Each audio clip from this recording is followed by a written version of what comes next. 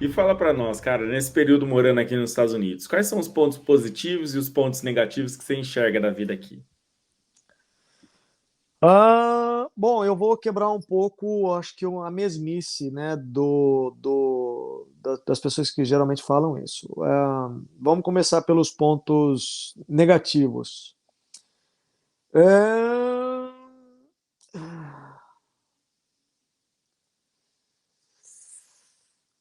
ah, Você tá é, procurando. então, eu tô tentando achar algum ponto negativo, cara. Aqui faz frio. É um frio que você não acredita, cara. Aqui, quando chega em final de janeiro e fevereiro, a temperatura cai para, tipo, a mínima cai para -32 e a máxima -21. Isso é horrível, cara. É horrível. Então é um ponto negativo. Se eu lembrar de algum, depois eu falo para você. Pontos positivos. Quantas horas a gente ainda tem, Roger, para continuar Não, pode ficar à conversando aqui? vontade, fica Pode ficar à tranquilo. vontade. Cara, de novo, assim, brincadeiras à parte, né? Eu acho que o máximo da América é a América respeita a gente. A América respeita a gente, cara. Eu acho que. E o que, que eu quero dizer com a América respeita a gente?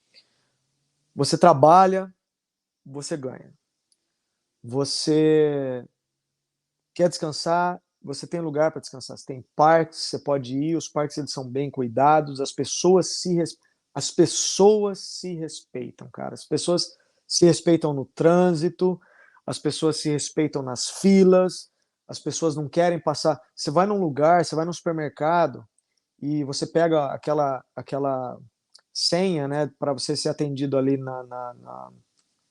no açougue, em qualquer lugar que você está ali no mercado, fica um olhando para o outro assim, ah, não, você chegou primeiro. Não, você chegou primeiro. Não, mas pode ir você primeiro. Mas, Hoje, no trânsito, você para nos quatro tempos, né? Aí não tem ninguém ah, falando, ó, vai você, vai você. Aí parou todo mundo. Aí a gente ficou mó tempão, cara, esperando assim, tipo, quem vai primeiro?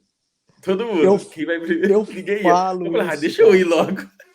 Eu falo isso. Aqui é muito comum, né? Isso no Brasil, na época que eu estava na segurança pública, a gente discutia, na divisão de trânsito, a gente discutia muito essa questão da você melhorar o fluxo do trânsito sem ficar colocando paradas para facilitar, né, que os carros eles não parem, que eles então o semáforo às vezes não é alternativa.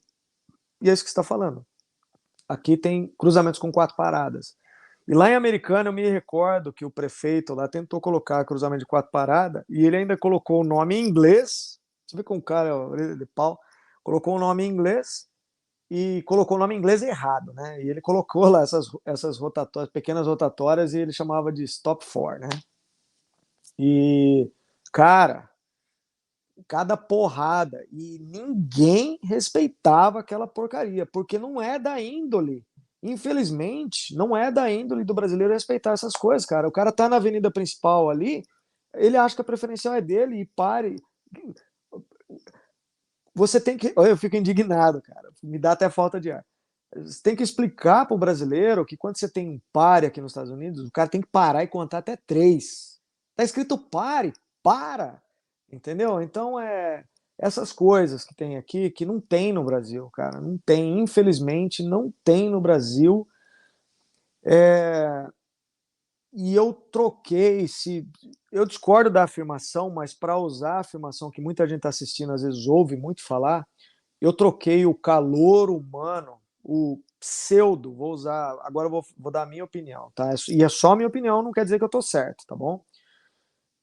Eu troquei e trocaria 1000 vezes o pseudo calor humano pela, pela frigilidade americana.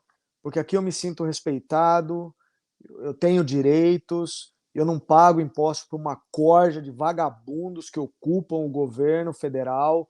Eu não tenho político de estimação, seja ele da esquerda ou da direita, eu não tenho.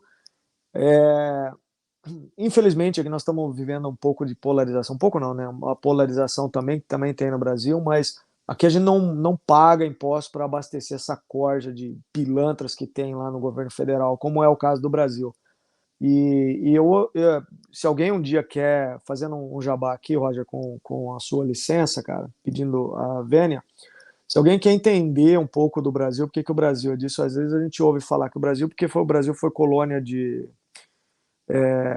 como fala, de extrativismo, né, tem um termo para isso.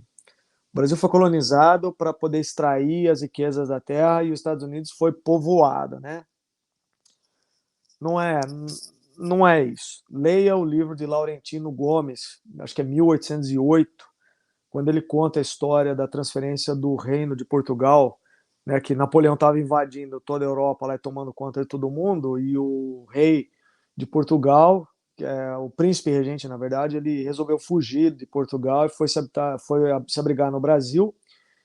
E, inclusive, a própria, se tiver algum professor de história assistindo aí, que depois que me corrija nos comentários, mas a própria independência do Brasil foi uma fraude, porque o rei de Portugal, quando ele voltou para Portugal, ele estava para perder o reino dele, e aí ele mandou uma carta pro filho dele e falou assim: filho, esse daí tem que ficar independente, porque se for, eu vou cair, o reino vai acabar.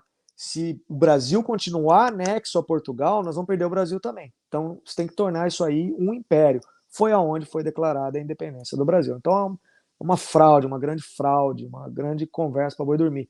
E esse livro do Laurentino Gomes, ele explica muito bem como era a formação social, né, e patriarcal do Brasil naquela época, que você vai ver que ainda prevalece.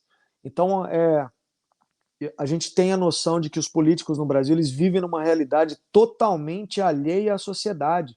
Então, eles não sofrem com a violência, né? Eles não sabem, parece que eles não veem o que está acontecendo na sociedade brasileira, eles não veem o desemprego, eles não veem todas as mazelas que o brasileiro enfrenta todos os dias, e eles continuam cobrando os impostos, querem os impostos em dia, né? E parece que não sai uma legislação, ninguém quer discutir uma coisa séria sobre a questão da criminalidade para tentar implementar algum tipo de. E a polícia enxuga gelo, é o que acontece lá. Mas para entender por que é assim, esse livro ele dá a noção real que é a parte do povo é pagar para o cortejo que acontece lá nas altas castas da corte. E é a mesma coisa que acontecia naquela época, né? O rei torrando dinheiro dos impostos nas festas dele, nas orgias que ele praticava. E o que você vê lá no Brasil é exatamente a mesma coisa. Diminuiu a corrupção, mas o tanto que esses caras usam em carro, em apartamento, em auxílio paletó, em todas aquelas coisas, cara, o custo é exorbitante. Então, a grande vantagem, para falar dos Estados Unidos, você me perdoe, mas para falar dos Estados Unidos tive que cuspir no Brasil, né? Mas cara, porque aqui a Tem gente não gente de se Portugal sente. aqui também, ó. O Edson é de Portugal. Vive em Portugal, Stefano. Aqui é complicado.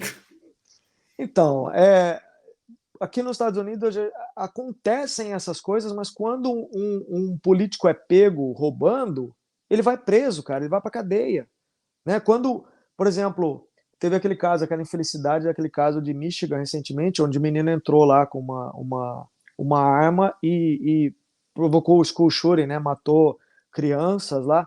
Sabe o que vai acontecer? Por exemplo, você fala assim, aí nos Estados Unidos não tem a questão da maioridade penal. Tem sim. Aqui nos Estados Unidos tem a maioridade penal. A maioridade penal aqui nos Estados Unidos é 21 anos, né? 18 anos e 21 anos. Só que quando acontece de uma criança cometer um crime que não é, ela não pegou uma arma,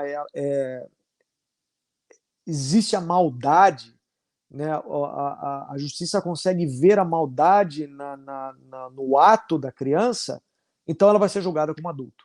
Então aí a questão da maioridade penal ela some, ela desaparece. Então é um outro entendimento. Quando há maldade, e eu me lembro quanto tempo que nós tivemos que discutir a questão do Champinha lá no Brasil, cara. Quanto, sabe? E se não fosse alguém tentar, um promotor lá inteligente, tentar manter ele numa instituição, aquele cara estaria com a vida zerada, tinha começado tudo de novo, com toda a maldade que ele praticou. E quantos outros tem? Então aqui nos Estados Unidos a gente se sente respeitado, você se sente protegido.